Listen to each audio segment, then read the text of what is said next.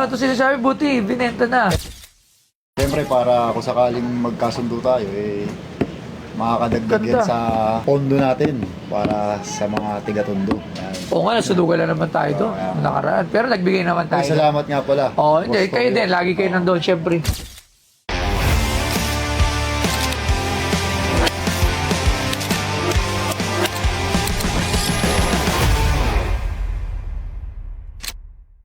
Next! Oy, Consi! Ay, kaibigan ko to.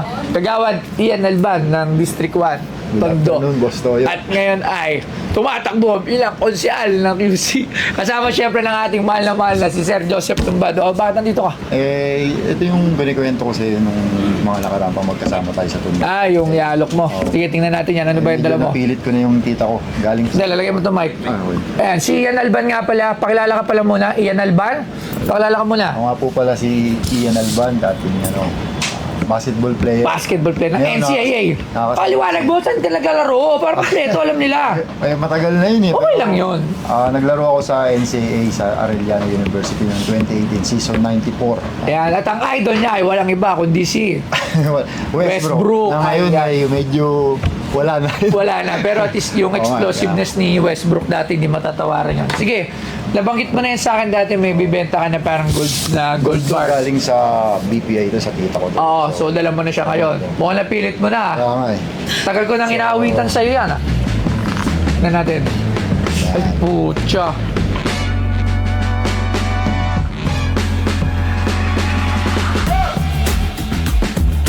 Ang BPI ika-100 at 50 anibersaryo gold ingot.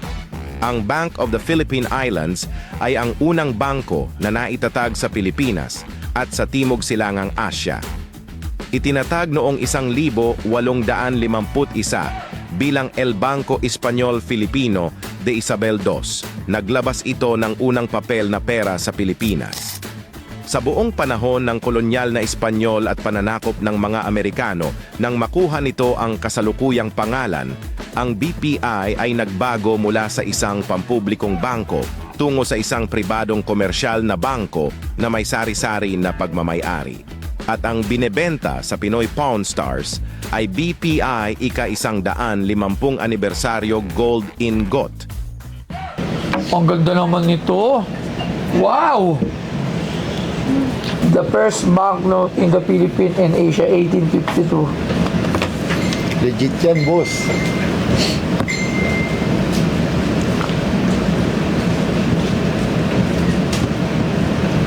Ano, ganda nito, agago to ah. Tangina, saan nakuha ang tita mo to? Matagal na nag-work yung tita ko sa BPI. So, Grabe. Ganda nito. Magkano mo naman ito pabenta?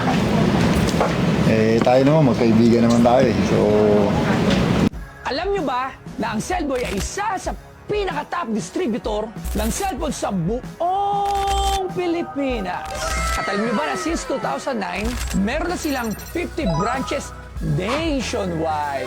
Kaya makakasigurado ka dito na legit at quality ang kanilang mga produkto.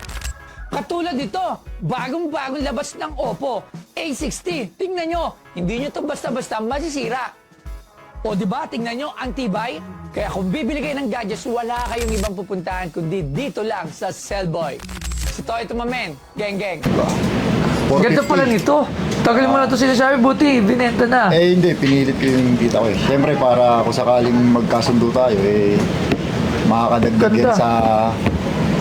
sa pondo natin para sa mga tiga-tondo. Yan. Oo nga, nasudugan lang naman tayo doon, nakaraan. Pero nagbigay naman Ay, tayo. salamat nga pala. Oo, hindi, Boss kayo Toyo. din, lagi kayo nandun, syempre. Salamat na lagi Diba? kang tumutulong Sir Joseph, sa mga syempre, tita. Sir Joseph namin. Sir Joseph Lumbad, Congressman yan. namin yan, wala. Oo. Hindi, alam muna, kasi hindi ko alam yung presyo ito. Presyong kaibigan. Magkano ba 24 ngayon? Parang, magkano 24 karat? 24 karat. Magkano piyaw natin? 5 per gram. Sa gold sa 300,000 na more or less. Magkano mo ito binibenta? Pero kasi ano yan medyo Limited eh. limited. So, Magkano ulit? 450. 450K. Gusto, tangina. Grabe. Tawag muna tayo ng expert Oo. para malaman natin. Siyempre, ang sanay sa ganito si Sir Arman. Sir Arman! Pasok! Ang ganda, hindi ko... Gusto ko to. Legit yan, legit. Grabe. Sir Arman, magandang Good afternoon hapon po. sa'yo. Good afternoon, sir. Isa ata to sa pinakamagandang item na nakita ko ha. Yes. Oh, maganda talaga Curious yan. talaga ako sa mga gold. Alam mo naman.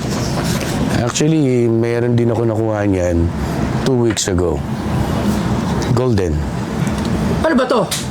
Banknote eh. Hindi Ano siya? kasi, parang Bi- commemorative. Ang BPI ba ang first banknote na naglabas? Pesos Fuertes eh, nakalagay. Ganito yung storya niyan na nung panahon ng Espanyol, kauna-una ang bangko ng Pilipinas, yung BPI. Bangko Espanyol. Ito nakalagay oh. Bangko Espanyol.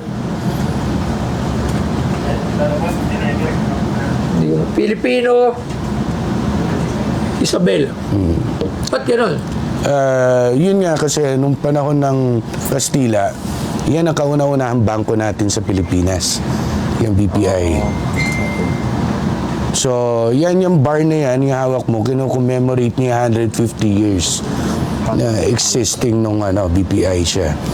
Kasi before, hindi pa siya parang commercial bank or something na kagaya ngayon eh.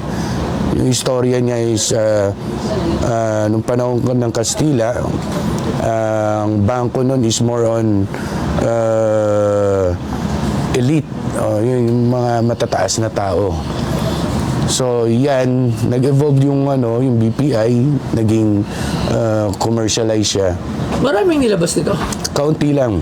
Kasi May suntok number sa niya. buwan ka. Yung numbered ba nito? Totoo o hindi? Ito lang yung plat siya, 001. Hindi, hindi ko sure kung ilan na nilabas yan. Kasi may nakalagay dito, numbered niya, 001. No, yung 001 yan. Ano yung PF30? Hindi ko sure eh. Hindi, baka ano yan ng banknote. Baka serial number yan ng banknote na pinaggayaan niya. PF10. Yun nga eh. Magkano yung ganito? Melt value, kung 2 troy ounce yan, 60, almost 63 grams. So, around. So, yun, kung ganon, melt value niya is around almost 300,000. 290 to 300. So gold value lang. Gold value lang. In collector's price, usually nag-add-on lang naman ng collector ng around 20 para makuha nila yun. So, 320, ganyan. So, yan ang value niya. Yan, limited yan talaga. Lahat yan binigay yan sa mga executive lang. Kasi yung silver niyan, meron din ako Ilang piraso din May silver din. Yung silver Pwede nyo nga silver. Bili ako sa'yo. Pag nabili ko ito, pag nagpagkasundo na. Maraming salamat, Sir Arman. Thank you Sir very Arman, much. maraming salamat po. Magkano asking mo? 450K. Ang ganda. Hindi, ang ganda. Kasi mahilig kasi ako sa mga gold coins, gold bars. 450K. Masyadong mataas eh. Pwede naman tumawag 300,000.